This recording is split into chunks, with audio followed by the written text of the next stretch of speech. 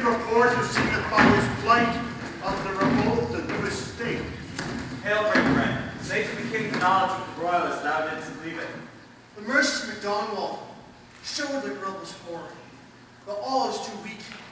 For the brave Macbeth, well, he deserves that name, disdaining fortune with his brandished steel, which smoked with bloody execution, like Valor's minion carved out his passage till he faced a slave, which never shook hands nor bade farewell to him, till he had seen him from the nave to the chops, and had fixed his head upon our battlements. O valiant cousin, worthy gentleman! But the Norwegian lord, surveying vantage with refurbished arms and new supplies and men, began to refresh assault. Dismayed not this our captains, Macbeth and Banquo? Yes, as spiritless eagles were the hair of the lion. But if I say sooth, I must report they were. His tannins overcharged with double cracks, and so they redoubled strokes upon the foe. But I am faint. I cast this cry for help. So well thy words become thee as thy wounds. They smack upon your foe. Go, get him surgeon. Who comes here? Our worthy kinsman, Ross, Lennox, the brave Macdonald. God save the king. Whence camest thou, worthy thane? From Fife, great king, where the Norwegian banners flout the sky and fan our people cold.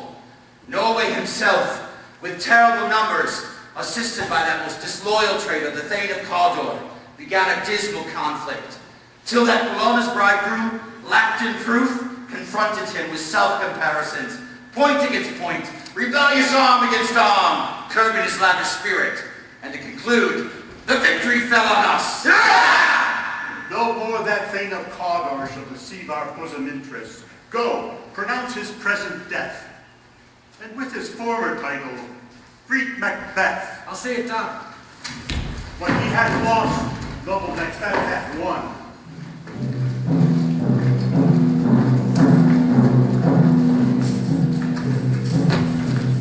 So foul on this very day I have not seen. How far was it called for us?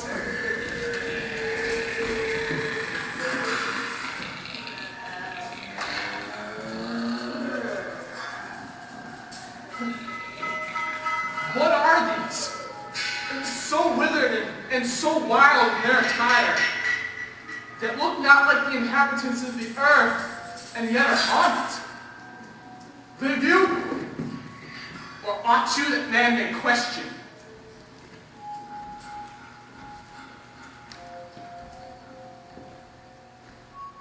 They seem to understand me. By each at once her choppy fingers are lying upon her skinny lips. You should be women, but yet your beards forbid me to interpret that you are so. Speak! If you can. What are you? All hail Macbeth! Hail to thee, Thane of God! All hail Macbeth! Hail to thee, Thane of Cawdor! All hail Macbeth, who shalt be king hereafter. Good sir, why do you start to see and hear things that do sound so fair? In the name of truth, are you fantastical, or that indeed which outwardly you show? My noble partner, you speak with a present grace and great prediction of a noble having in the royal oath, that which he seems wrapped withal. To me, you speak not. If you can look into the seeds of time, and say which grain will grow and which will not, speak then to me, who neither begs nor fears your favors nor your hate. Hail! Lesser than Macbeth and greater, not so happy yet much happier. Thou shalt be yet king, though thou be none. So all hail Macbeth and Banquo! Banquo and Macbeth! All hail! Stay, you impervious speakers. Tell me more. By my father's death, I know I am Thane of Cawdor. To be king, since not to the prophet of the league, no more than we have Cawdor. Say from whence you owe this secret knowledge. Why upon this blasted heap was stopped with such prophetic greeting? Speak, I charge you! Oh, whither are they banished? Into the air. And what seemed corporal melted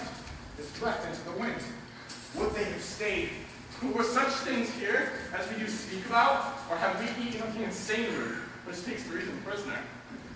The children shall be kings. You shall be king. And Thane of Cawdor went it not so. The self-same tune and words. Who's there? The king hath happily heard Macbeth from news of thy success. We are sent to give thee, our royal master, thanks. And, in earnest of a greater honor, he bade me from him call thee Thane of Cawdor, in which addition hail most worthy Thane. Thane of Cawdor lives. Why do you dress me in borrowed robes? Who was the fameless yet, but treason's capital, confessed and proved, overthrown it. Thanks for your paint. Glamis and Thane of Cawdor. The greatest is yet behind. Two truths are told as happy prologues to the swelling act of the imperial theme. This supernatural soliciting cannot be ill, cannot be good. If ill, why have it given me earnest of success, commencing in the truth? I am Thane of Cawdor. If good, why do I yield to that horrid suggestion whose image doth unfix my hair and make my seated heart knock against my ribs against the ears of nature? My thought, whose murder yet is but fantastical, shakes so that my single state of man is smothered in surmise. Nothing is but what is not. Chance will have me king. My chance may crown me without my stir. Come what come may, time and hour runs through the roughest day. Worthy Macbeth, who we stay upon your leisure. I beg your favor. Thy dull brain was wrought with things forgotten. Let us toward the king. Let us speak of what has chanced. At a later date, express our free hearts to one another. Very gladly. Till then, enough.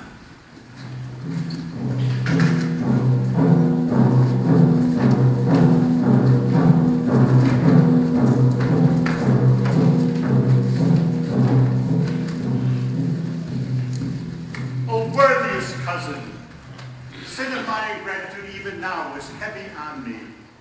Would thou hadst less deserved, that proportion both of thanks and of payment might have been mine.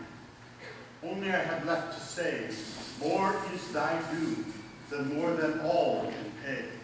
The service and duty in doing it pays itself. It is your majesty's part to receive our duties. Welcome hither. I've begun to plant thee, and will labor to see thee full of growing. And noble Banquo, thou hast no less deserved, nor it must be known, no less to have done so. Let me enfold thee and hold thee to my heart. Unverified grow, the harvest is your own. My plenteous joys, wanton in their fullness, seek to hide themselves in drops of sorrow. Is execution done on Cawdor? Father, I have spoken of one that saw him die. He confessed his treasons, implored your highness's pardon, set forth a deep repentance. Nothing in his life became him like believing it. There's no art to know the mind's construction with face. He was a gentleman on whom I built an absolute trust. Sons, kinsmen, thanes, and you whose places are the nearest. No, we will establish our estate upon our eldest, Malcolm, whom we name hereafter Prince of Cumberland, which honor must not invest him alone, but signs of nobleness like stars shall shine on all deservers. From hence to Inverness, and bind us further to you. I'll be myself the harbinger, and make joy for the hearing of my wife in your approach. My worthy Cawdor.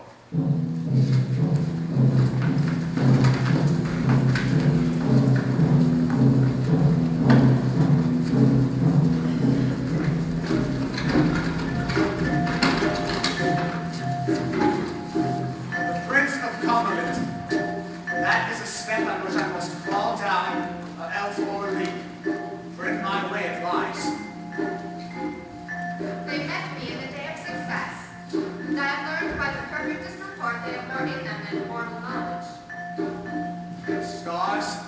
hide your fires. Let not light see my black and deep desires. When I burned in desire to question them further, they made themselves air, into which they vanished. The eye winketh the hand, and let that which the eye fears, in the end to see. Whilst I stood wrapped in the wonder of it, came missives from the king, who all hailed me Thane of Cawdor, by which title before these weird sisters saluted me, and referred me to the coming on of time when king shalt be. Thus I have thought good to deliver thee, my dearest partner of greatness, that thou mightst not lose the dews of rejoicing by being ignorant of what greatness has promised thee. Lay it to thy heart, and farewell.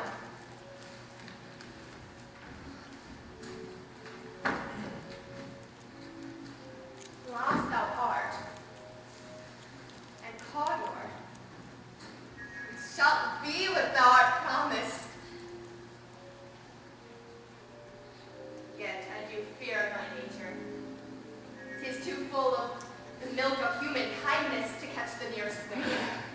Thou wouldst be great, art not without ambition, but without the illness should attend it.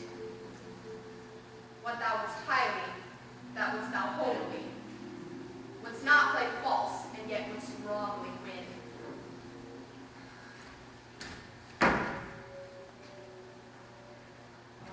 hie thee hither, that I may pour my spirits in thine ear, and chastise with the valor of my tongue all that impedes thee from the golden round, which fate and metaphysical aid doth seem to have thee crowned withal.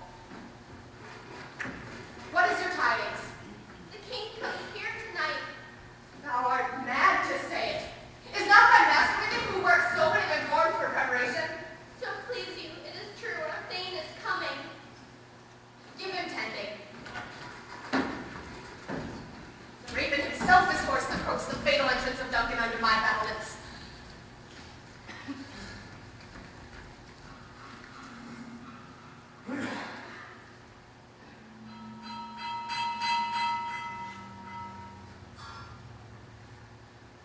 Come, you spirits that tend unmortal thoughts. Unsex me here. Fill me from the crown to the toe, top full of direst cruelty. Make thick my blood. Stop up the access and passage to remorse, that no compunctious visitings of nature shake my felt purpose, nor keep peace between the effect and it. Come to my woman's breast and take my milk for gall, you murdering ministers. Wherever in your sightless substances you wait on nature's mischief. Come, thick night. Haul me in the dullest smoke of hell. And my keen knife, see not the wound it makes. Nor heaven peep through the blanket of the dark to cry, hold, hold. Great Glums, worthy Cawdor, and greater than both bloody all hail hereafter. Thy letters have transported me beyond the ignorant present. Now I feel the future in the instant. My dearest love, Duncan comes here tonight. And when goes hence? Tomorrow is appointed. Never shall the sun that morrow see.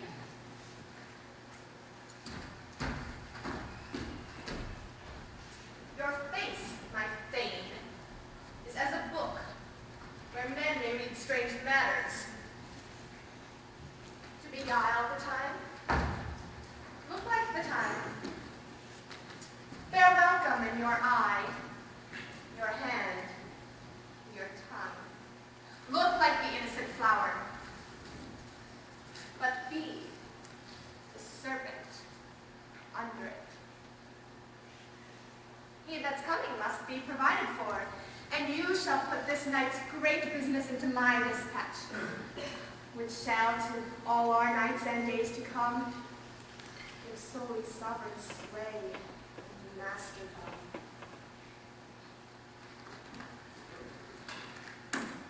We will speak further. Only look up clear. To alter favor ever is to fear. Leave all the rest to me.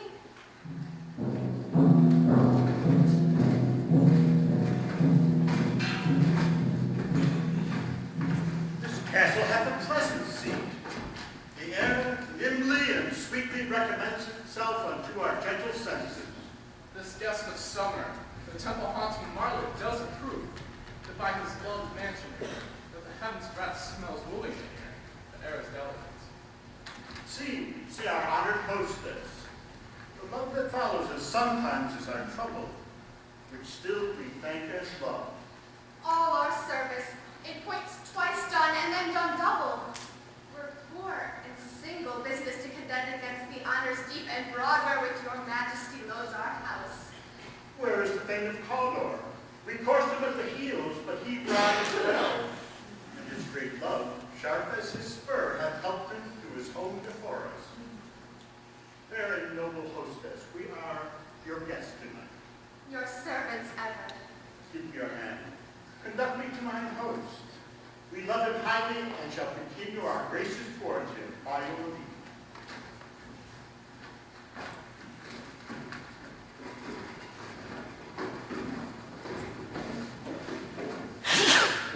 If it were done, when 'tis done, it were best if it were done quickly. If the assassination could tramp up the consequence, and with his surcease success, that with this blow might be the be-all and end-all here. But here, upon this bank and shoal of time, we jump the life to come. But in these cases, we still have judgment here, did we but teach bloody instructions, which, being taught, return to plague the inventor.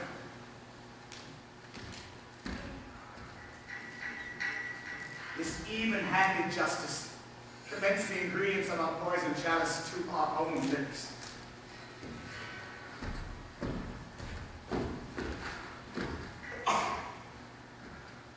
He's here in double trust. First, as I am his kinsman and his subject, strong both against the deed.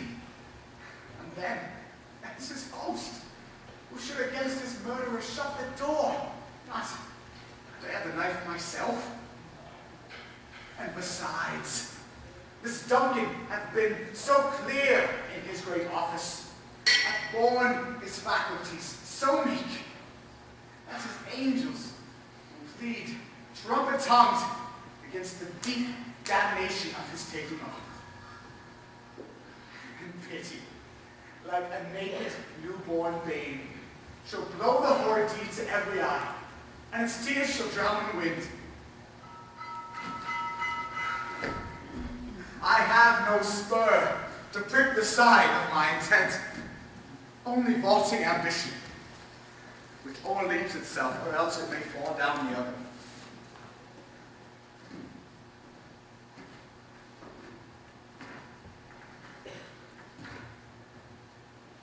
How now, what news? He has almost stopped. Hath he asked for me? Know you not he has?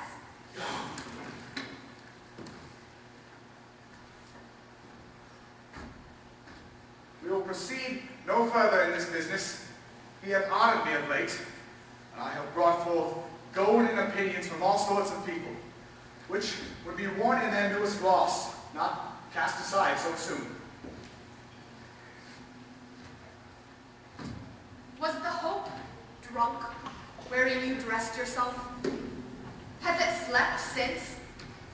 And wakes it now to look so green and pale at what it did so freely? From this time such I account thy love. Art thou afeard to be the same in thine own act and matter as thou art in desire? Wouldst thou have that which thou esteemest the ornament of life, and live a coward in thine own esteem, letting I dare not wait upon I would? Ready, peace! I dare do all that may become a man. Whoever does more is none. What feast was it then that made you break this enterprise to me? When you durst do it, then you were a man. And to be more than what you were, you would be so much more the man. I have given suck, and I know how tender it is to love the babe that milks me. I would, while it was smiling in my face, have plucked my nipple from its boneless gums and dashed its brains out, and I so smart as you have done to this. But if we fail? Then we fail! But screw your courage to the sticking place and will not fail.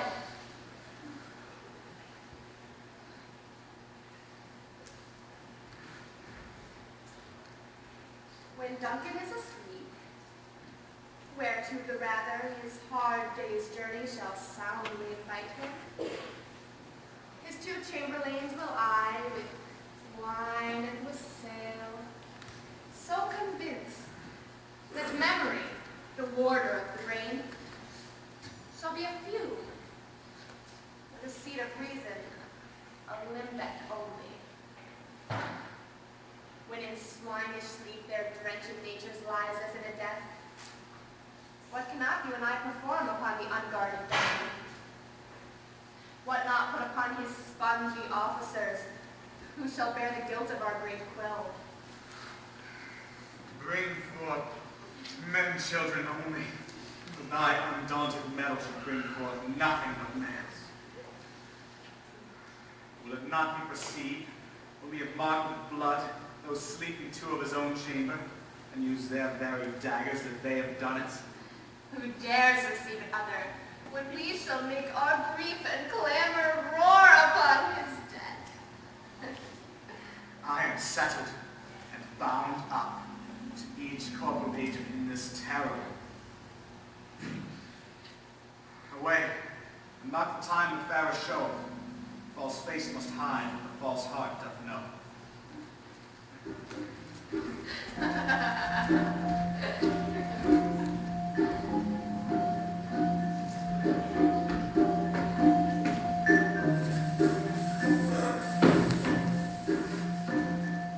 A heavy summons lies like lead upon me, and yet I would not sleep. Merciful powers restraining me, the cursed thoughts that nature gives way to and oppose. How goes the night, Mike? The moon is down. I've not heard the clock. And she does go down at 12. I think it is late, sir. Oh. Take my sword.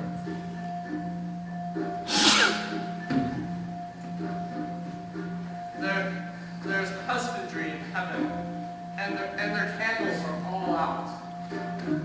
Here. Take me that too. Wait, give me my sword. Who's that? A friend. Oh, sir, not yet at rest? The king's abed, and hath been an unusual pleasure. He has sent forth great largess to your offices. I dreamt last night of 3 weird sisters. And to you, they have shown some truth. I think not of them. Yet, when we can entreat an hour to serve, we will spend it in some time upon that business. At your kind's leisure. If you shall plead to my consent, when 'tis, we shall make honor for you. So I lose none in seeking to augment it. Did I keep my bosom franchise and my allegiance clear? I shall be counted. You'll propose a while? Thanks, sir. Delight to you.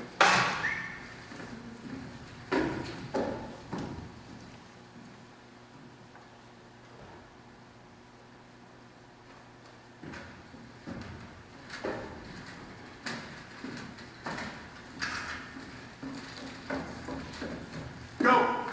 Bid thy mistress when thy drink is ready. She strike upon the bell.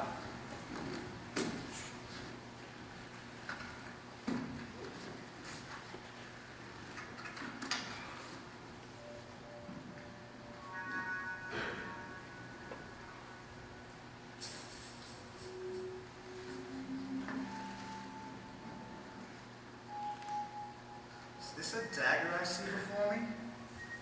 The handle toward my hand?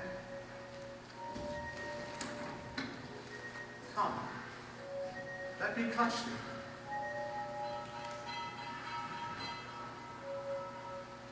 I have thee not, yet I see thee still. Art thou not sensible, fatal vision, to feeling as to sight? Or art thou a dagger of the mind, proceeding from the heat-oppressed brain? I see thee yet, in form as palpable as this which I now draw. Thou marshallest me the way that I was going, and such an instrument I was to use. Mine eyes made fools of the other senses, but else worth all the rest. And on thy blade indulgent gouts of blood, which was not so before. There was no such thing.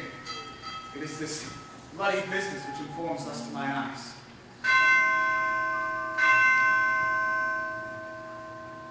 Now o'er the one-half world, nature seems dead, and wicked dreams abuse the curtained sleep.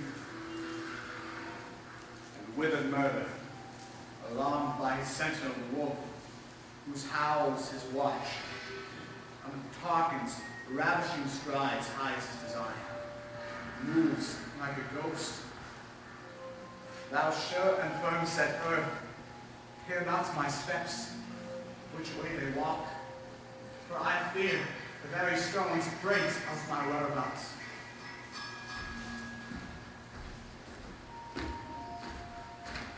Whilst I fret, he lives.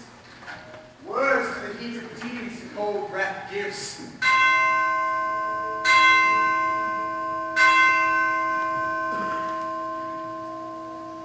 I go, and it is done.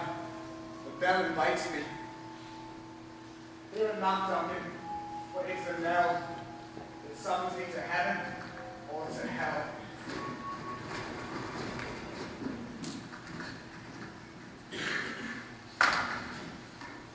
That which hath made them drunk hath made me bold.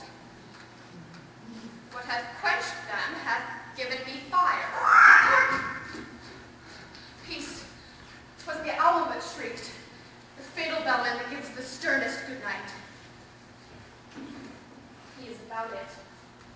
The doors are all open and the surfeited rooms do mock their charge with snores. I've drugged their possets that death and nature do contend about them, whether they live or die. Who's there? What ho? Lack, I'm afraid they have awakened and 'tis not done. The attempt and not the deed confounds us. Hark! I laid the daggers ready, could not miss them. My husband. I have done the deed.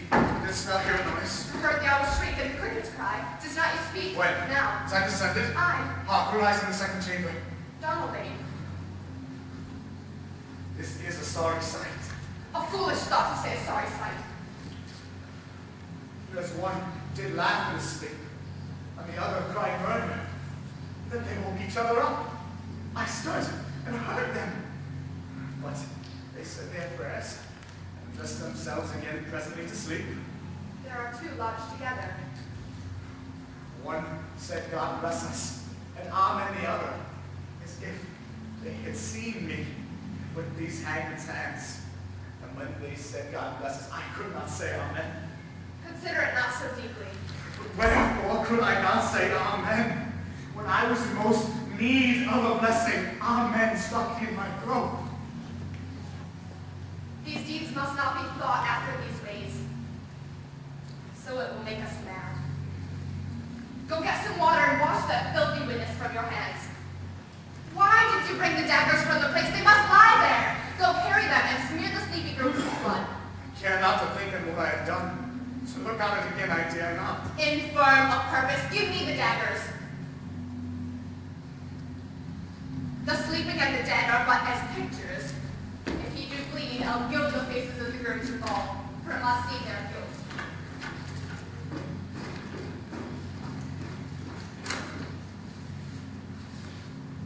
Methought I heard a voice cry, sleep no more. Macbeth hath murdered sleep, the innocent sleep, balm of hurt minds, great nature's second course, chief nourisher in life's feast. Again, methought I heard a voice cry, sleep no more. Galams hath murdered sleep. Therefore Cardor shall sleep no more. Macbeth shall sleep no more. Whence is that knocking? How is it when every noise appalls me? What hands are here that black out mine eyes? Will all Neptune's oceans wash this blood from my hand? No, rather, it will turn the multitudinous incarnadine, making the green one red. My hands are of your color, but I shame to wear a heart so white. Hark! I hear knocking. A little water clears us of this deed. How easy it is then. Your constancy hath left you unattended. Hark! We're knocking. Go put on your nightgown lest occasion call us and show us to be watchers. And be not lost so poorly in your thoughts. To know my deeds were best not know myself. Wake, Duncan, with thy knocking. I would thou couldst.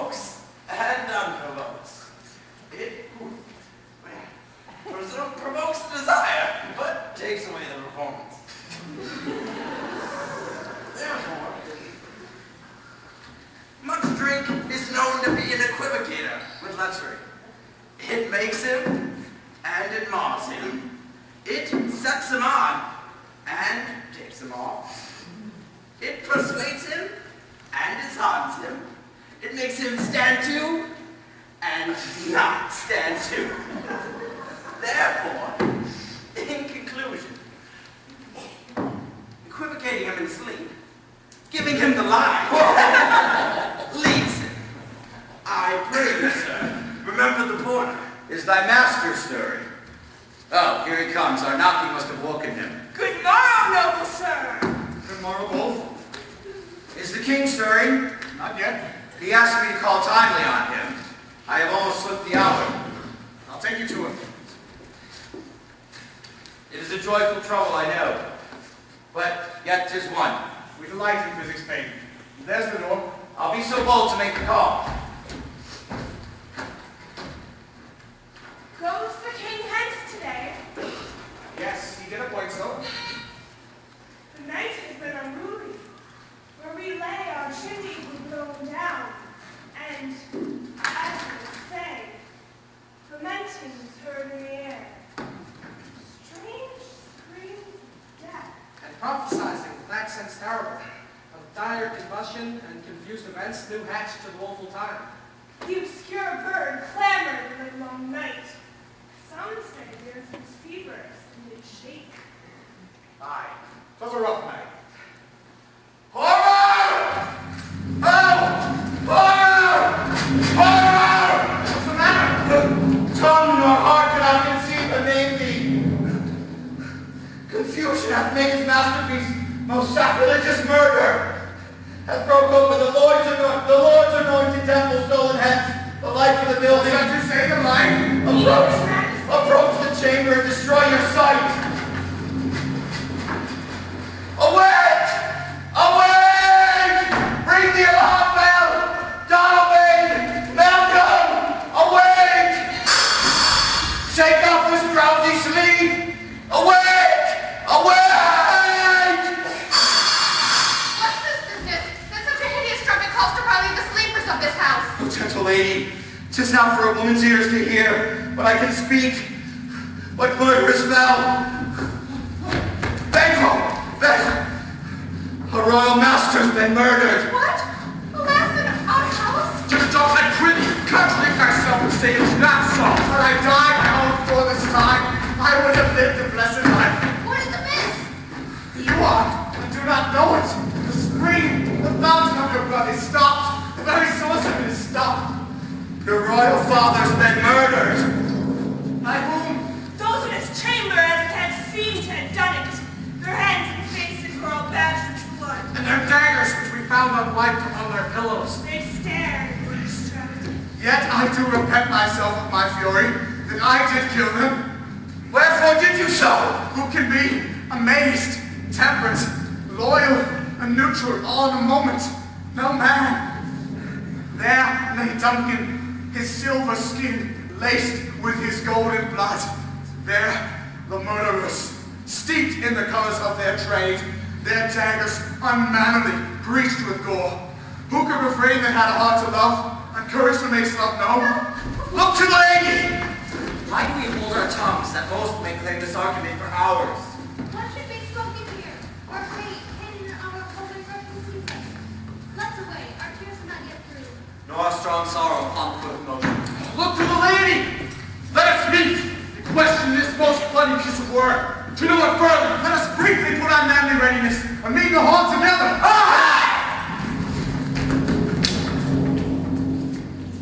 Let's not consort with them. To show an unfelt sorrow is an office which a false man does easy. Out to England. To Ireland, our separated fortunes something was both the safer. Where we are, there's daggers in men's minds. This murderous shaft that shot hath not yet lighted, and our safest way is to avoid the aim. Therefore to horse. Let's not be dainty of leave-taking, but shift away.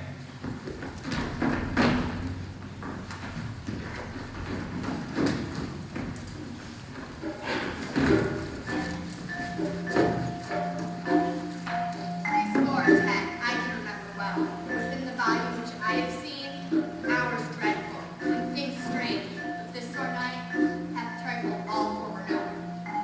By the clock 'tis day, yet dark night strangles the traveling lamp. Is it night's predominance, or the day shade, that darkness doth the face of earth attune with living light and kisses? It's unnatural, even like the deed that's done. On Tuesday last, a falcon, cowering in a private place, was by a mousing owl hawked at and killed. And Duncan's horses, a thing most strange and certain, turned wild and broke their stalls, flung out, and set against obedience, as though to make war with mankind, to set and eat each other. They did, to the amazement of my eyes, look upon it. Comes a good Macduff. How goes the world, master? Why, see you not the world? Is it known who did this more than bloody deed? Those that Macbeth have slain. Alas, the day would go to Macbeth. They were suborned. Malcolm and Donalbain, the king's two sons, have fled away, which puts suspicion on their deed. Against nature still, thriftless ambition that will raven up thine own life means. 'Tis then most likely sovereignty will fall upon Macbeth. He's already made it gone to stone to be invested. Will you to scone? No, will to fight. Well, I will thither. Well, may you see things done. Adieu. Farewell. Farewell.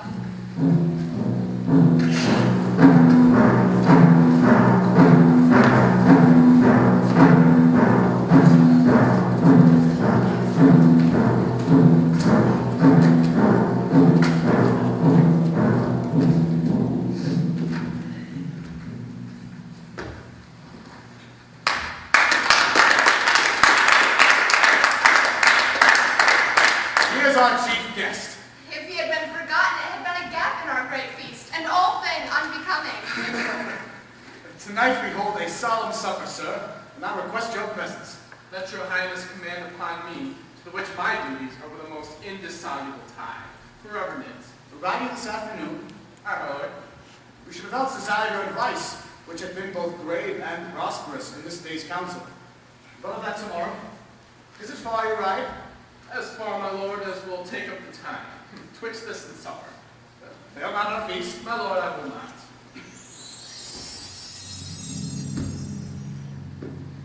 Thou hast it now. King, Cawdor, Glass, all as the weird women promised. And I fear thou hast played most foully for it. Yet it was said, it shall not stand in thy posterity, but that myself shall be the root and father of many kings. And if they show some truth, as upon thee, Macbeth, their speeches shine. And why by the verities on thee made good, may they have been my oracles as well. It set me up in hope.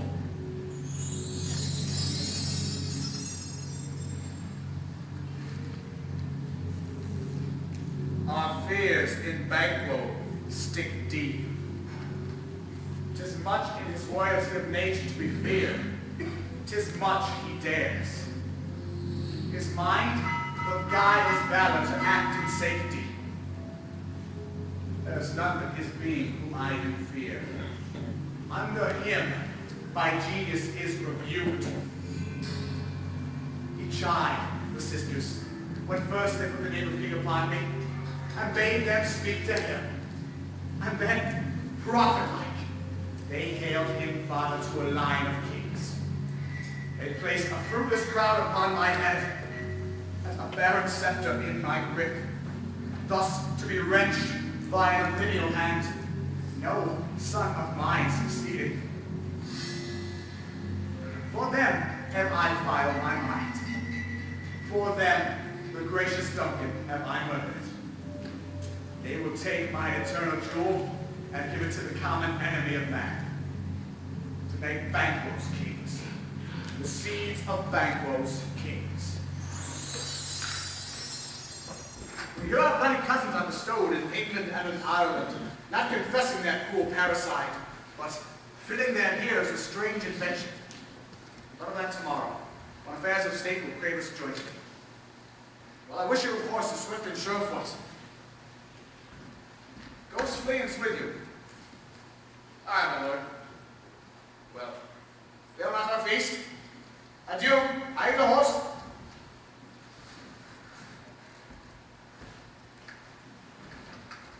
Let every man be master of his time till 7 at night. We will until supper keep ourselves alone.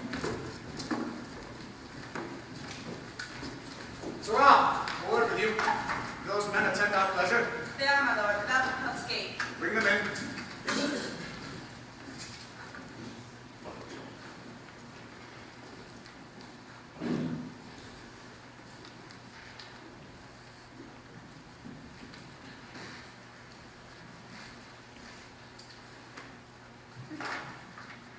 Was it not yesterday we spoke together?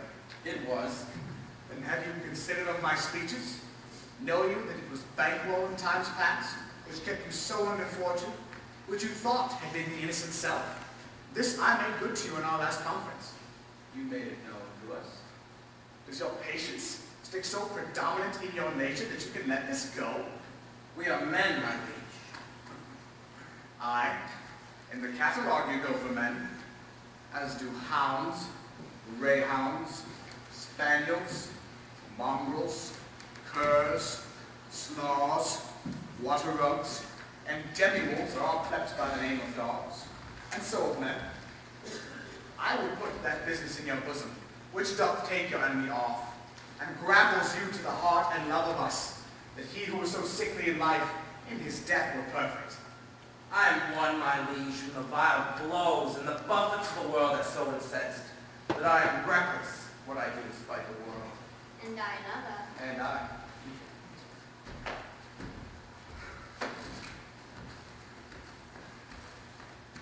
All of you know Banquo is your enemy. True, my lord.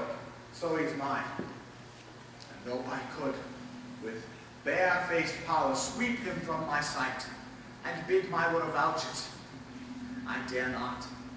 There are certain friends whom are both mine and his, whose loves I dare not drop. So it is to your assistance that I do make love, masking this business from the common eye, for sundry and weighty reasons.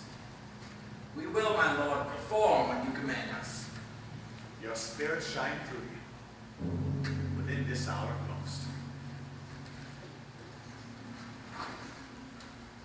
I will advise you where to plant yourselves, and acquaint you with the perfect espy of the time. Let it be done soon, for it must be done tonight. And something from the palace, always thought that I require clearness. And to him, leave no rubs or blotches in the work. The same for his son Fleance, who keeps him company, whose absence is no less material to me than that of his father's. They must embrace the fate of this dark hour.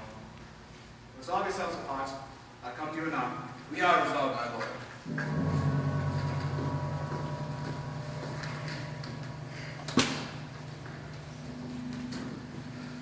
It is concluded, then, Banquo. Thy soul's flight, if it find heaven, is to find it out tonight. Is Banquo gone from court? Aye, madame, but returns against night. Say to the king I should attend his leisure for a few words. Madame, I will. Not sad. All is spent. Where our desires got me up content. 'Tis safer to be that which we destroy than by destruction dwell in doubtful joy.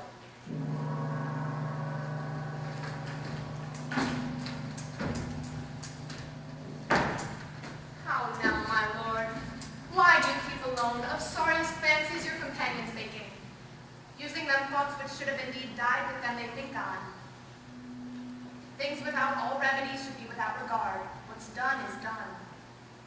We have scorched the snake, not killed it.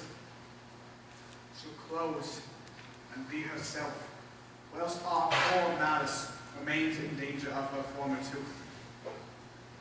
But let the frame of things disjoint, both worlds suffer. Ere we will eat our meal in fear, and sleep in the affliction of these terrible dreams which shake us nightly. Better be with the dead, whom we, to gain peace, have sent to peace, than to lie in this restless ecstasy. Duncan's in his grave. After life's fitful fervor, he sleeps well. Treason hath done its worst. Nothing, not steel, nor poison, malice domestic, foreign levy, nothing can touch him further. Come, my gentle lord, slink o'er your rugged looks, and be bright and jovial among your guests tonight. Good Cleon, come apace. Alike, 'tis he. Full of scorpions is my mind, dear wife. Knowest you not this banquo and his fleas live? But in them nature's copy is not etern. It will be rain tonight. Then let it come down! There's comfort yet. They are assailing. He died and come to the back make his cloistered flight. There shall be done a deed of dreadful note. What's to be done? Be innocent of the knowledge, dearest Chuck, without the flawed deed. Come, sealing night, and scarf up the tender eye of the pitiful day. And with thy bloody and invisible hand, cancel and tear to pieces that sacred bond which hath kept me pale. Light thickens, the crow makes wings in the rooky wood.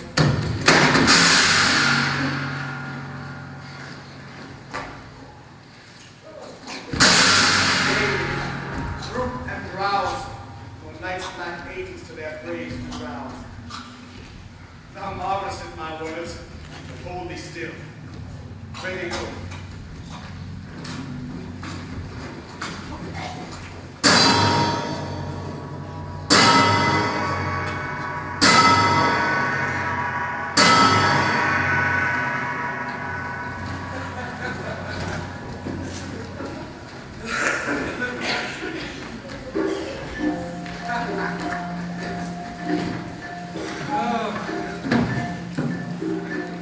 Teach her own degrees. First class and hardy measure. Here. Ourself will mingle with society, play the humble host. Whilst our hostess keeps her state, what in best time we will inquire her company. Pronounce it for me, sir, to all our friends. When my heart speaks, they are welcome. See they embrace you with their hearts open. Among my friends I'll stay the midst. Anon, we'll drink a measure. There's blood on thy face. 'Tis Banquo's that. Better he without than he within. Is he dispatched? His throat is cut. That I deplore.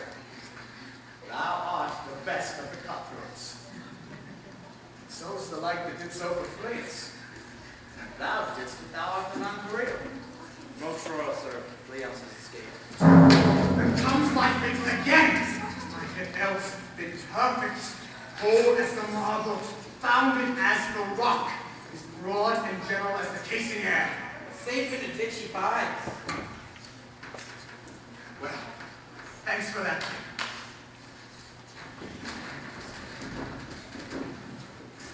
My royal lord, you do not give the cheer. Sweet remembrance. Good digestion, weigh down appetite, and health on both. Here, here. We would have here our country's honor roofed, for the grace and person of our Banquo present, whom I may rather challenge for unkindness than pity for mischance. His answer, sir, lays blame upon his promise. Would it please your highness to grace us with your royal company?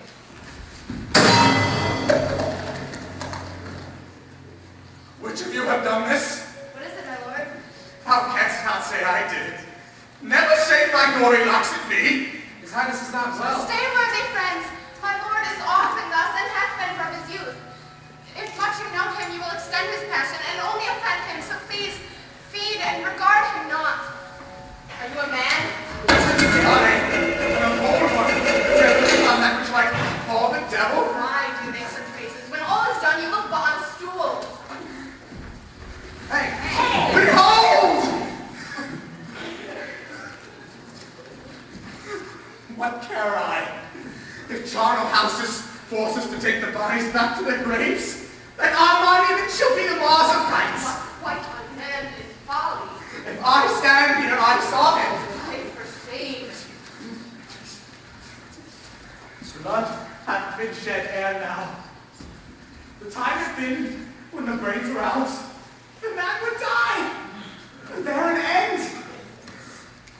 But now the dead rise with 20 mortal murders on their ground. Such a thing is stranger than such a murder is. My noble lord, your worthy friends do lack you. I do forgive.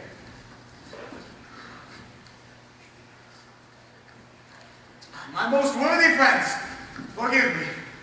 I have a strange infirmity, which is nothing to those that know me. Come, let us drink. Fill my cup.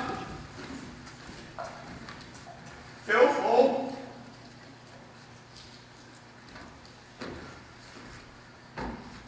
To our dear friend Banquo, whom we miss, would we he were here.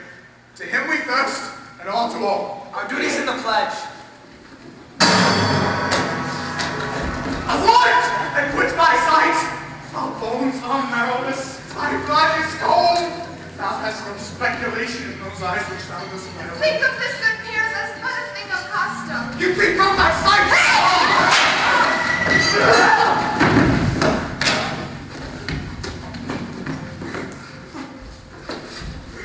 Why so being gone, I am a man again.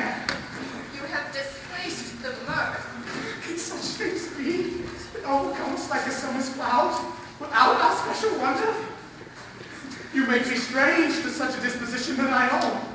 I wonder how you can behold such sights, and keep the natural ruby of your cheeks so white out blanched with fear. What sights, my lord? Pray you speak not. He grows worse and worse, and question enrages him. At once, good night. Stay not upon the order of your going, but go at once. Good night, and that health attend his majesty. Kind good night to all.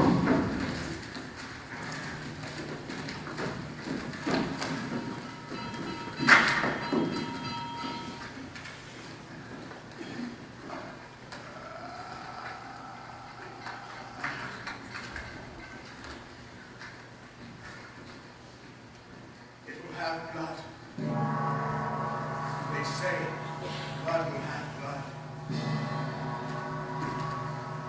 August and understood relations have, by magpies, straws, and brooks, brought forth the secretest man of blood.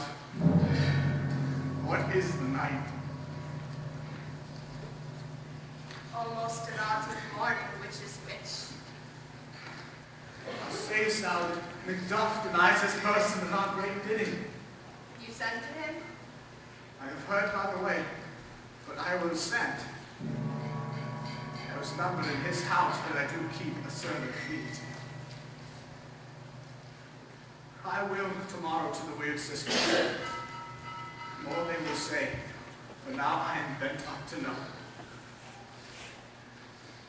I am in blood, steeped in so long, that should I wade no more, returning would be as tedious as to go on. Strange things I have in head, with will to hand. They must be acted on, and they may be scanned. You lack the season of all natures. Sleep. No more. Sleep no more. Sleep no more. Sleep no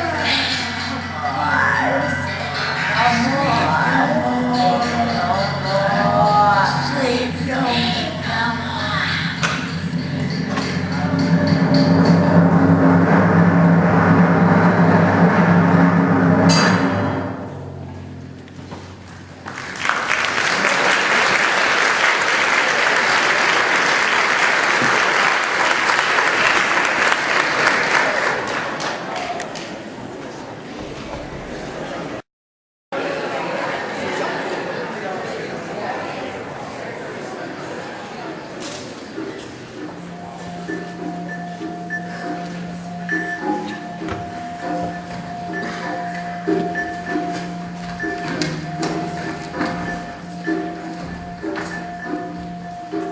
Things have been strangely born. The gracious Duncan was pitied of Macbeth, he is dead. dead. Right valiant faithful, walk too late. To whom you may say, if it pleases you, Priam's killed, or Priam's fled. Men must not walk too late. The son of Duncan lives in the English court and is received. There it doth his guards to pray, the holy king upon his aid, to wake Northumberland and the warlike seaward, that, by the help of these, we may again give meat to our tables, sleep to our nights, all which we pine for now. Some holy angel fly to the court of England and unfold his message ere he come, that a swift blessing may soon return to this our sovereign country under a hand of curse.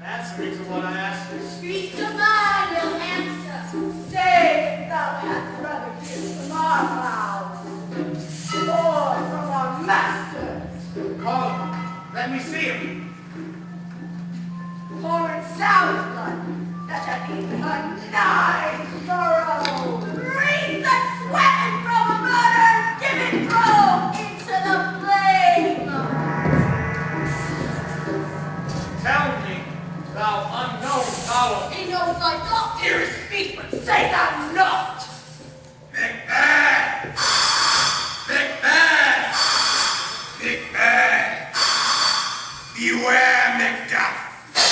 Beware the fate of fight! Dismiss me, enough! Thine good caution, thanks. Thou hast calmed my fears aright. But one word more. He will not be commanded! He is another, more potent than the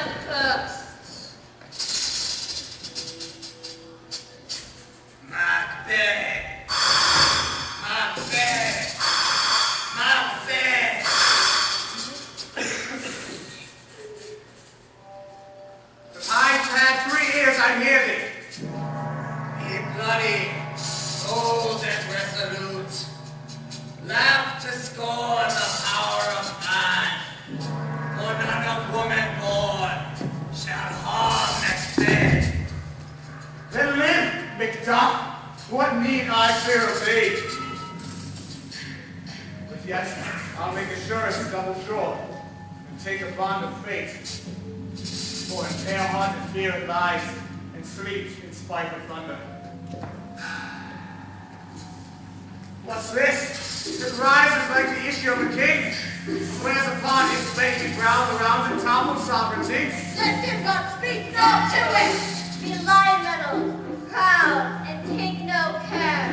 Who taps, who grunts, or where his flyers are. Macbeth shall never break or see until Rick Burnwood, the hide on Snake Hill, shall come against him. That will never be! Who can convince the forest, pick the tree, unfix its earthbound roots? I will not fear till Burnham Wood to come to Dunsinane. Sweet Whitman's good. But if thy power can tell me so much, tell me one thing more. The banquet's issue ever reign in this kingdom? Take to thou no more!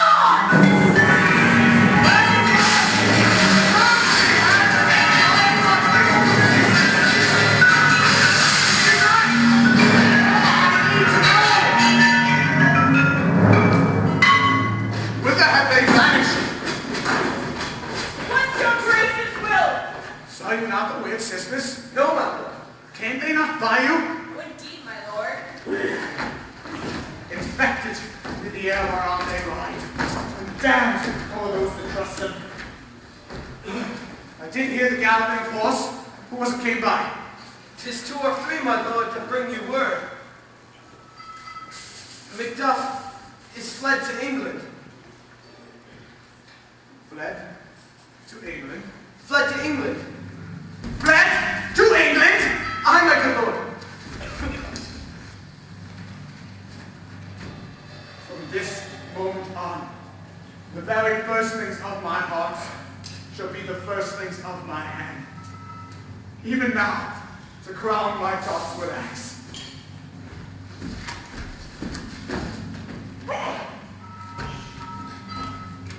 The castle of Macduff I will surprise, seize upon Fife, and put to the edge of the sword his wife, his babes, and all unfortunate fools that trace him in his life.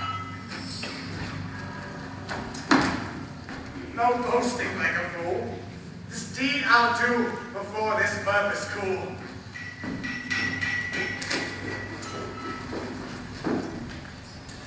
What has he done to make you fly the land? You must have patience, madam. He had none. Spite was madness. When our actions do not, our fears do make us traitors. You know not whether it was his wisdom or his fear. Wisdom? To leave his wife? To leave his babes? His mansion and his titles? And place from whence himself was spy? He loves us not. He wants the natural touch. The poor red will fight, her young ones in her nest, against the hour. My dearest coz, I pray you, school yourself. But for your husband, he is noble, wise, judicious, and best knows the prince of the seasons. I dare not speak much further, but cruel are the times when we are traitors and do not know ourselves, when we hold rumor of what we fear, but know not what we fear, but float upon a wild and violent sea, each way and move. I must take my leave. It shall not be long, but I'll be here again. My pretty cousin, blessing upon you. Father he is, and yet he's fatherless. I take my leave at once.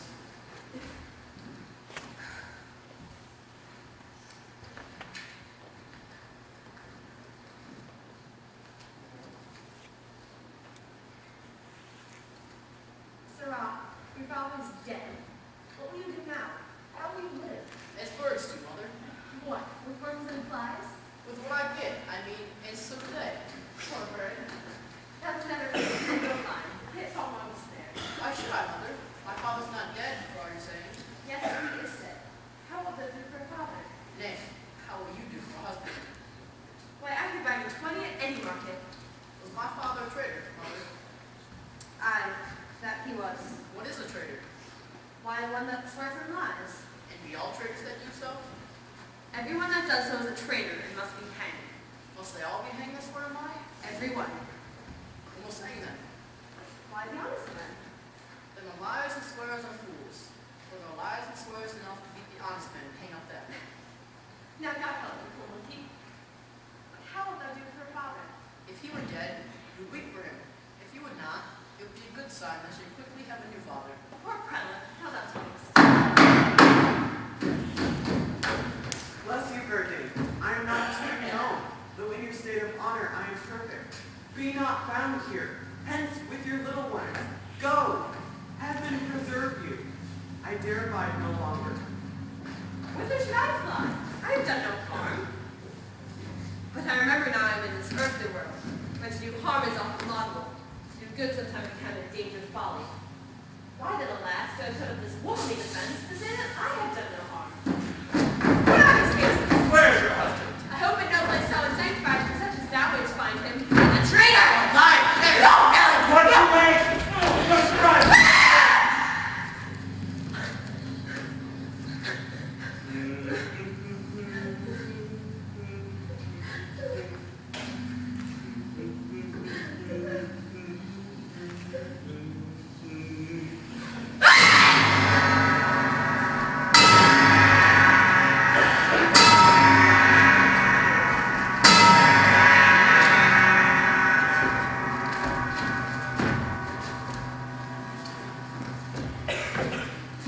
Good Malcolm, each new morn, new widow's howl, new babes orphaned, new sorrow strike heaven on the face, as if it were a syllable of dolor. What you have spoken, it may be so perchance. This tyrant, whose sole name blisters our tongues, was once thought honest. You have loved him well. He hath not touched you yet. I am young, but something you may deserve of him through me, and wisdom to offer up a weak, poor, innocent lamb to appease an angry God. I am not treacherous. Oh, bleed, bleed, poor country. I would not be the villain that thou thinkest. For the whole space that's in the tyrant's grasp, as far as the east to boot. Be not then. I speak not as an absolute fear of you. I think our country sinks beneath the yoke. It bleeds. It bleeds. And each day a new gash is added to her wounds. I think withal there would be hands uplifted in my right. And here from gracious England have I offered of goodly thousands. But for all this, when I shall tread upon the tyrant's head, or wear it on my sword, yet my poor country shall have more vices than it had before. More suffer, more sundry ways than ever by him that shall succeed. What should he be?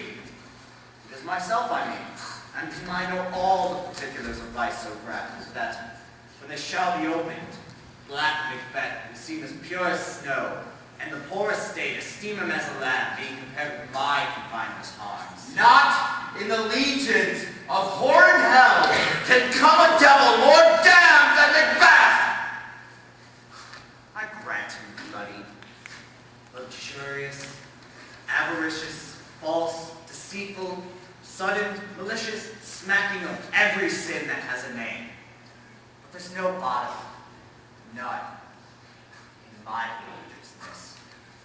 Your wives, your daughters, your matrons and your maids could not fill up the cistern of my lust, and my desire all continent impediments would overbear that did oppose my will. Better Macbeth than such an one to reign. Boundless intemperance in nature is a tyranny. It hath in time untimely emptied a happy throne. And it also makes the fall of many kings.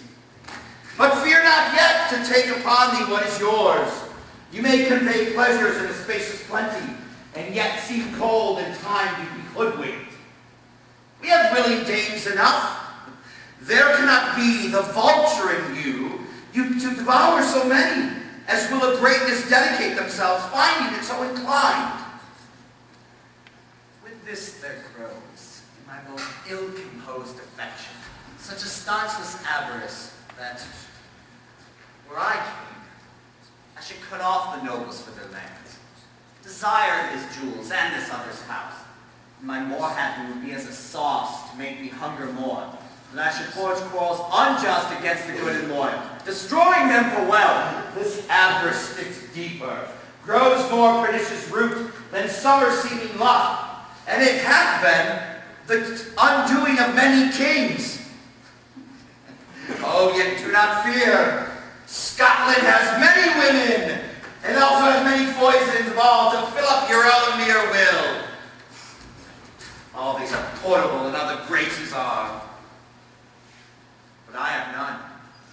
The king becoming graces as justice, verity, temperance, stableness, bounty, perseverance, mercy, lowliness, devotion, patience, courage, fortitude.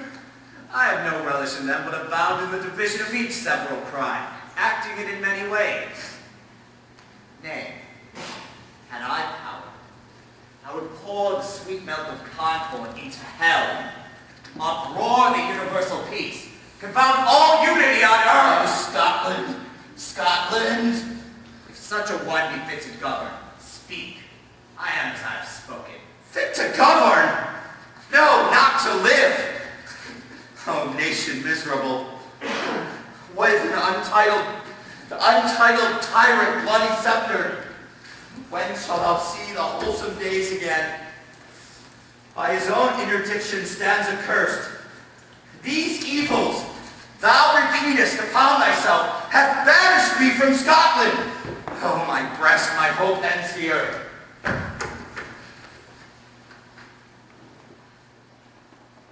Macduff, this noble passion, child of integrity, hath from my soul wiped the black scruples, and reconciled my thoughts to thy good truth and honor.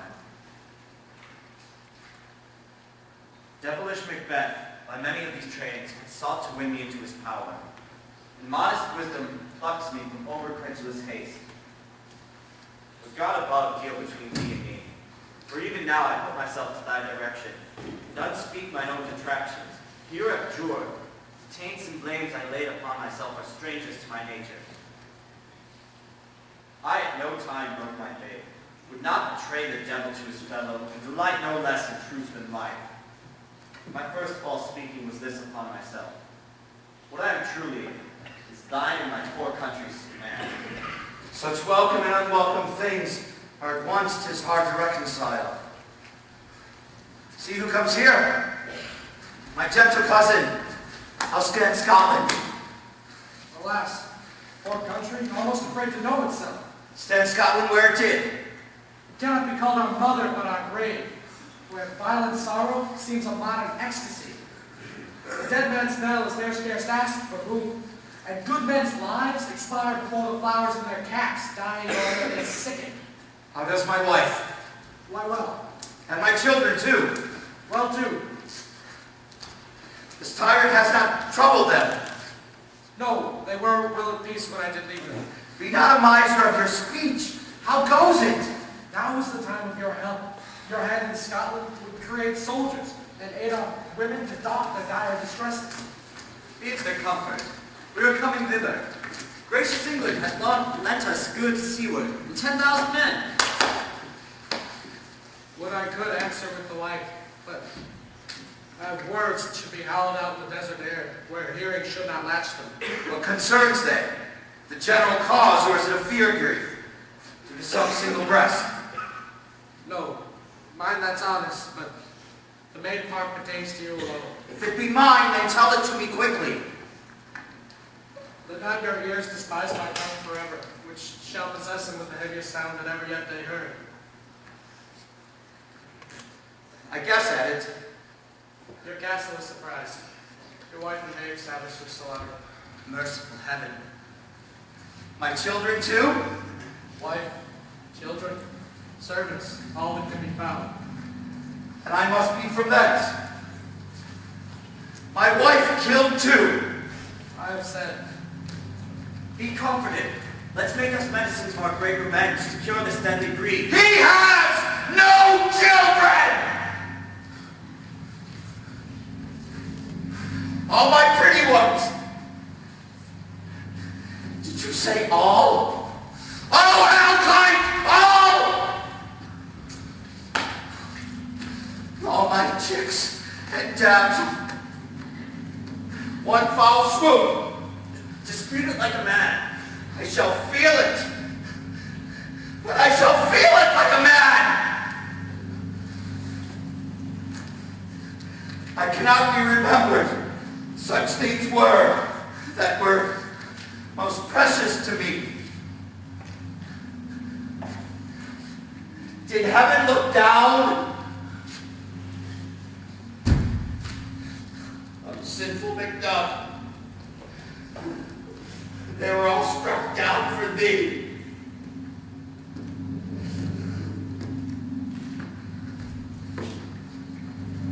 Be this the whetstone of your sword. Let grief convert to anger. Blunt not the heart. Rage it.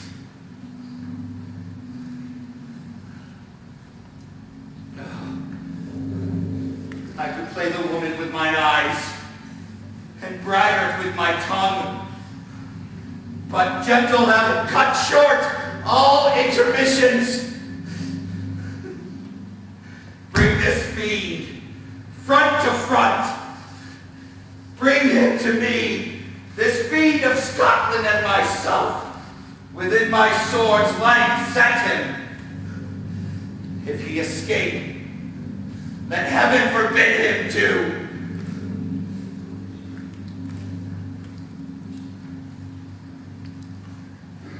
This tune grows manly. Our power is ready. Our lack is nothing but our leave. Macbeth is ripe for shaking, and the powers above put on their instruments. Receive what cheer you may. The night is long that never finds the day.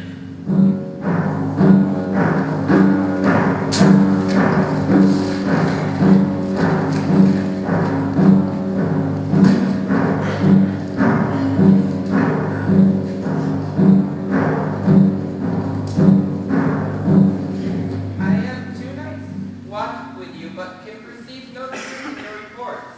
When was it she last walked? Since His Majesty went to the field, I've seen her rise from bed, put her makeup on her, unlock her closet, take forth paper, fold it, write upon it, read it, afterwards feel it, all while in the most fast sleep. A great disorder in nature, to receive at once the benefit of sleep and do the effects of watching. In this slumbery agitation, what at any time have you heard her say? Hensel shall not report after her. You may to me, and 'tis most meet you should. Neither you nor anyone having no witness to confirm my speech. Oh, you, here she comes. This is her very guise upon my life. Fast asleep. Observe her.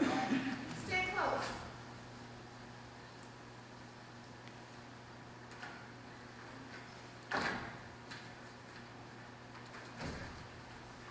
How came she by that light? She has it with her continually. It is her command. You see her eyes are open. Aye, but the senses are shut. What is it she does now? Look how she rubs her hands. It is an accustomed action for her to see thus washing her hands. I've known her to do this for a quarter of an hour, and yet tears a spot. She speaks. I'll set down what comes from her to satisfy my remembrance more strongly. Oh, damn spot! Out I see!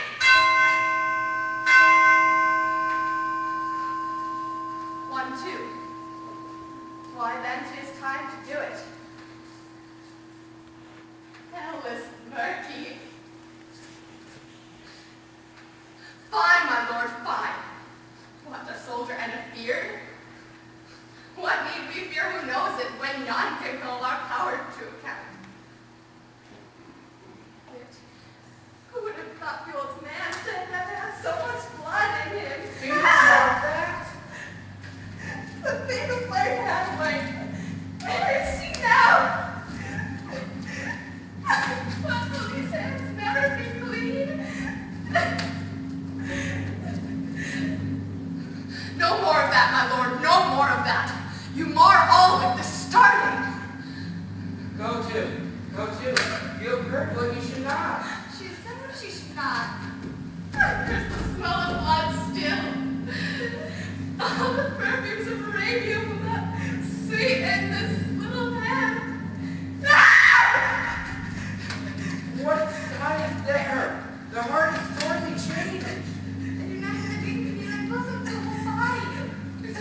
beyond my practice. Go. Put on your nightgown. Wash your hands. And look not so pale. Yet again. Ben was buried. He cannot come out of his grave. Even so, To bed. To bed! There's knocking at the gate. Come. Give me your hand!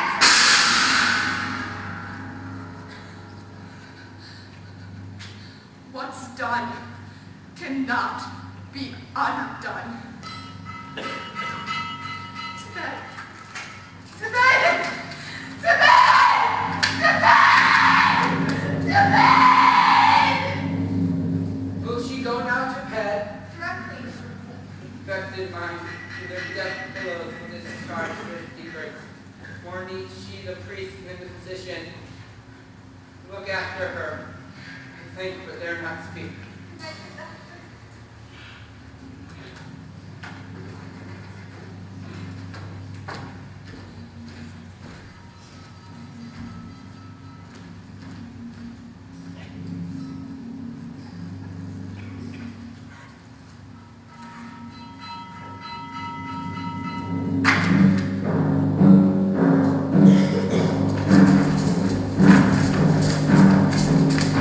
The English power is near, led on by Malcolm, his uncle Seward's son and the good Macduff. Revenge is burning them. Your burning wood shall be well meet then. Ah! How does the tyrant? Great guns Canadian, strongly fortified. Some say mad. Others that lesser hated do call it valiant fury. Now does he feel the secret murder sticking on his hand. So is he commands, with only in command, nothing in love. Now does he feel his title hang loose about him like his giant's robes upon the dwarfish feet? Will march we on to give obedience where it's truly owed. Make we our march toward Burnham! Ah!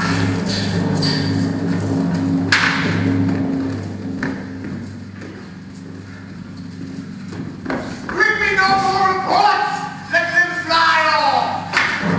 To Burnham would to come to Dunsinane, I cannot taint with fear.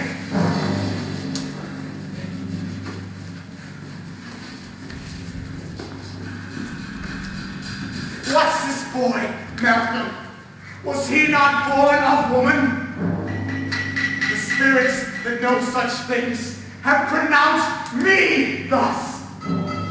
Fear not, Macbeth. No man born of woman shall ever have power over thee. Then fly, false stains, and mingle with the English epicures.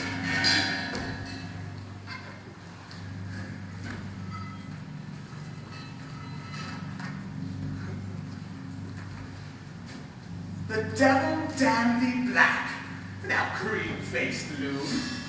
Where gottest thou that goose look?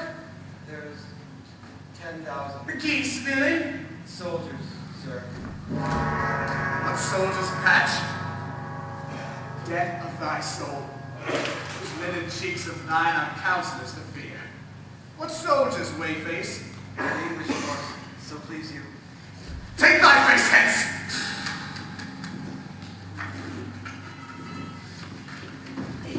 Seated!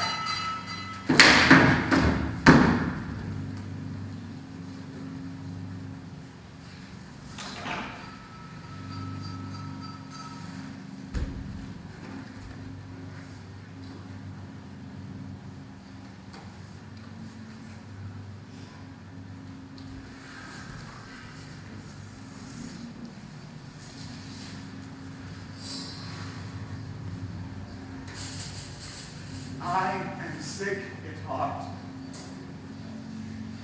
I have lived long enough.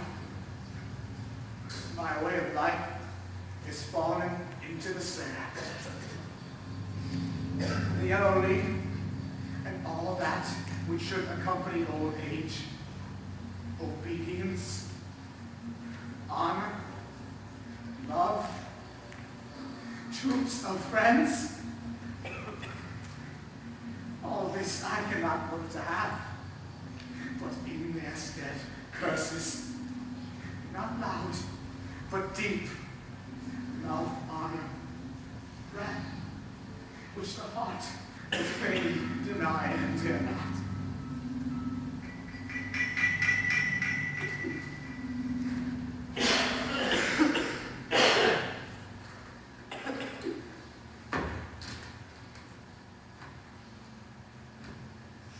What's your gracious pleasure?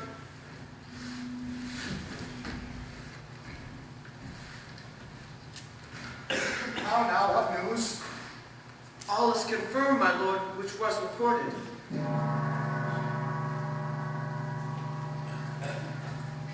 I will fight till the flesh from my bones be hacked.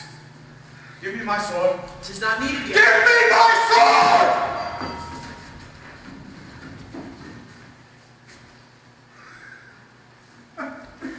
How does thy patient, doctor?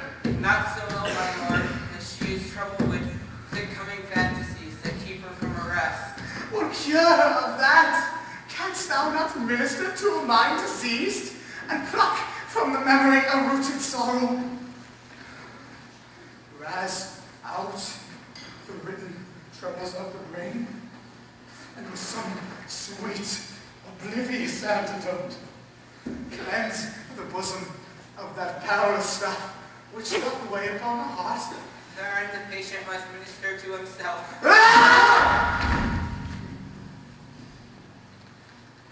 Throw physic to the dogs. I'll none of it. Seated!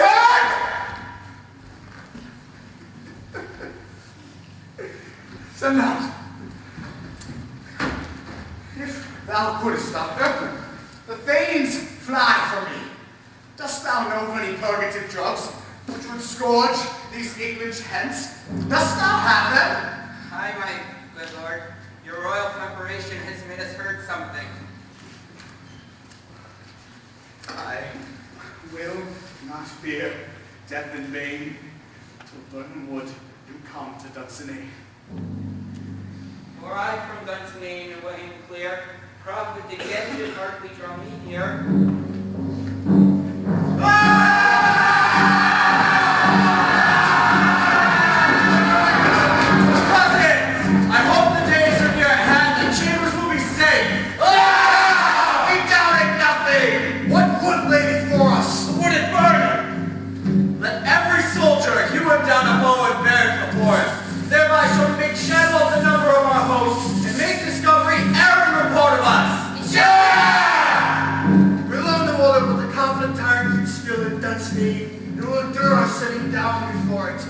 Tis his main hope, and none serve with him but constrained things whose hearts art absent too.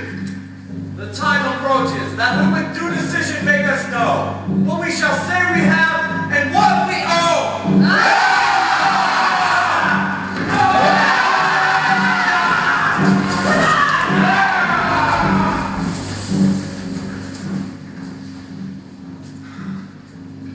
Hang out all banners on the outward walls. The cry is still. They come. Our castle would laugh a siege to scorn. Come, let them sit till the famine and the arm can beat them up. Wherefore was that cry? It is the cry of a woman, my good lord.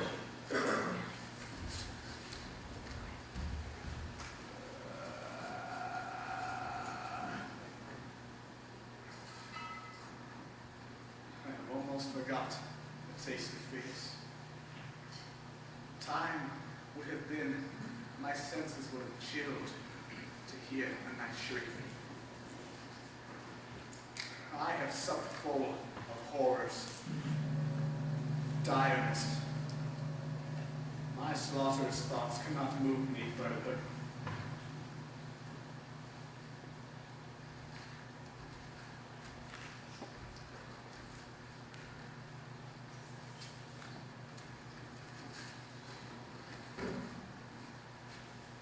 Whence was that cry? The queen, my lord, is dead.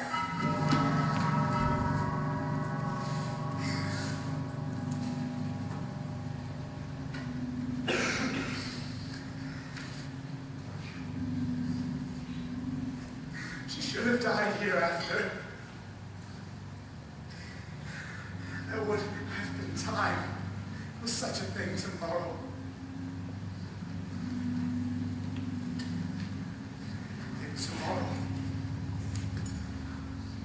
And tomorrow, which creeps in its petty pace from day to day, to the last syllable of recorded time, and our candles have lighted fools the way to dusty death.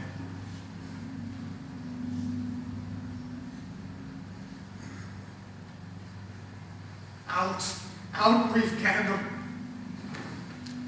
Life's but a walking shadow, a poor player who struts and frets his hour upon the stage, only to be heard no more.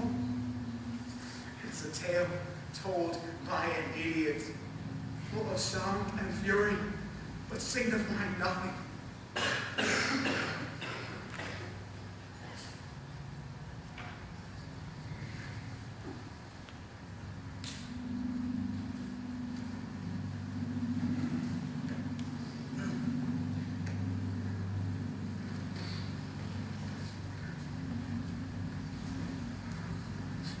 Thou comest to use thy tongue, thy story quickly. My lord, I should report that which I say I saw, but know not how to do it. Well, say, sir. As I stood my watch upon the hill, I looked toward Burnham, and anon methought the wood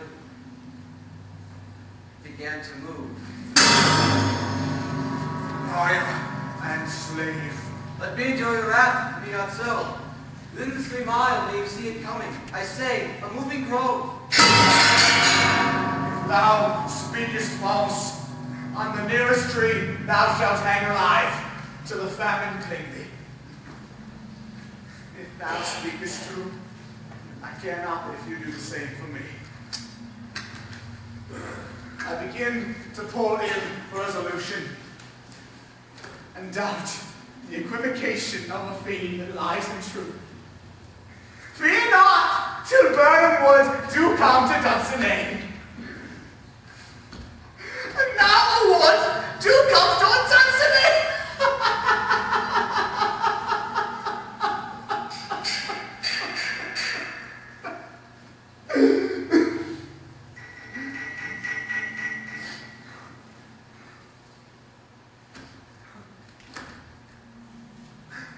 I begin to be weary of the sun, and wish the estate of the world were now undone. Along, along, along, along, along, along.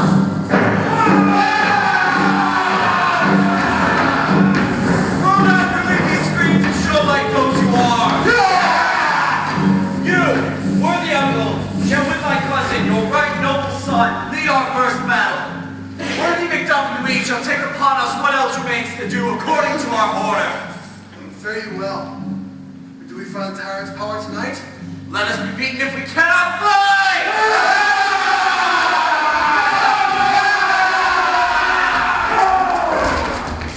Make all our trumpets speak. Give them all breath. Those clamorous harbiers of blood and death!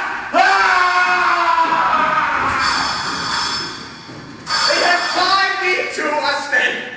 I cannot fly. But bear-like, I must fight the course. What's he that was not a woman born? Am such a one am I to fear, or none? What is thy name? Thou would be afraid to hear it. No, thou callest himself a hotter man than any is in hell. My name's Macbeth. The devil himself cannot pronounce a title more hateful to mine ear. No more fearful. Thou liest, abhorred tyrant. With my sword, I'll prove the lie thou speakest! Thou was born of woman.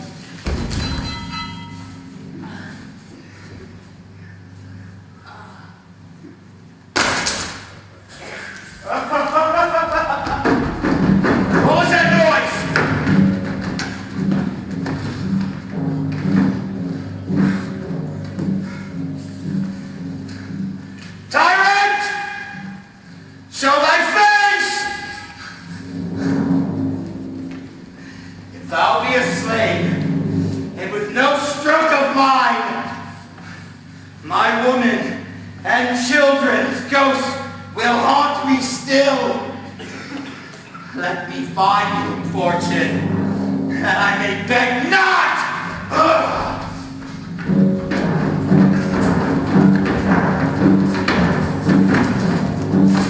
This way, my lord. The castle is gently rendered. Given the towns, both sides equally fight. The noble faith bravely in the war. The day itself represses yours. Little is to do. We have met the foes that strike beside us. Enter, sir. The castle.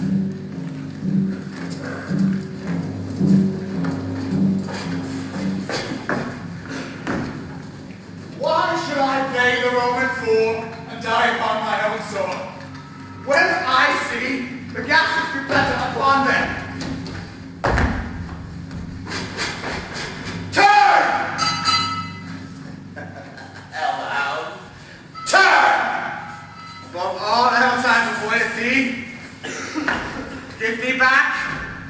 My soul is too much charred with blood of crime already. I have no words. My voice is in my sword. Thou bloodier villain, then turns. Can give thee out!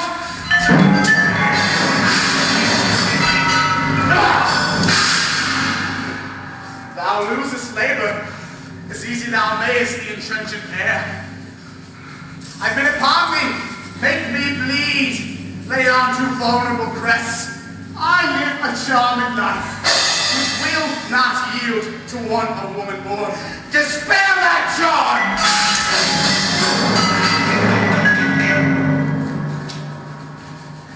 And let me tell thee that thou hast served and tell you Macbeth was from his mother's womb untimely ripped. Accursed be the tongue that tells me so, for it hath cowed my better part of back. And these juggling fiends, which keep us in their double senses, and keep us in love and hope, I'll not fight with thee. Then turn, Hellcard, and live to be the show, and gaze of the time. We'll have thee, and all our rarer monsters are, painted upon a pole, in underwrit, here lies the tyrant. I will not yield to kiss the ground at young Malcolm's feet, and bait the rabble's course. Though thine would do come to Dunsinane, and thou opposed, being of no woman born, yet I will try the last. I throw before you my warlike shield. Lay on, Macduff, and be damned if he first tries hold.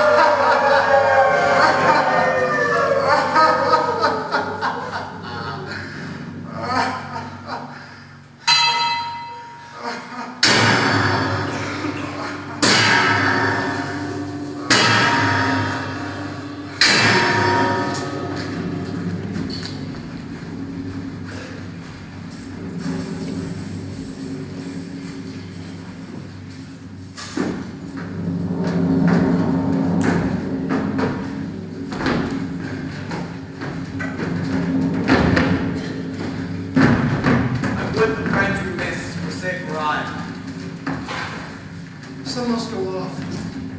And yet by these of which I see, so great a day as this is chiefly bought. Macduff is missing. And your noble son. Your son, my lord, has paid a soldier's debt. He only lived but till he was a man, and no sooner which his prowess been proved upon the unshrinking station where he fought, but like a man he died. And he's dead? Aye, brought off the field. Your sorrow should not be measured by his worth, for then it hath no end. And he was first before? Aye, on the front. Where the God soldier be he. For if I had as many hairs as I had sons, I'd not wish them to a fairer end. And so his knell is gold. He's worth more sorrow, and that'll spend for him. He's worth no more. They say he fought well and paid his score. And so with God be he.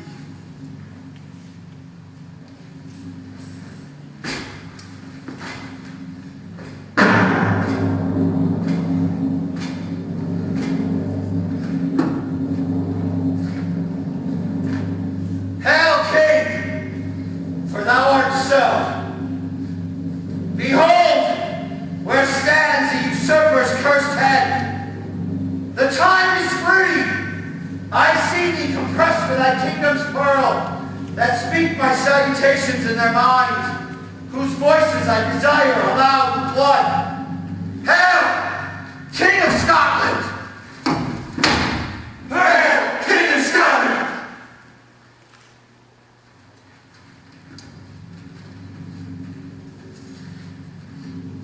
We shall not spend a large expanse of time before we reckon with your several loves and make us even with you. What's more to do than calling home our exiled friends abroad that fled the watchful snares of tyranny, producing forth the cruel ministers of this dead butcher and his fiend-like queen. This, what needful loves that calls upon us by the grace of grace, we will perform in measure, time, and place.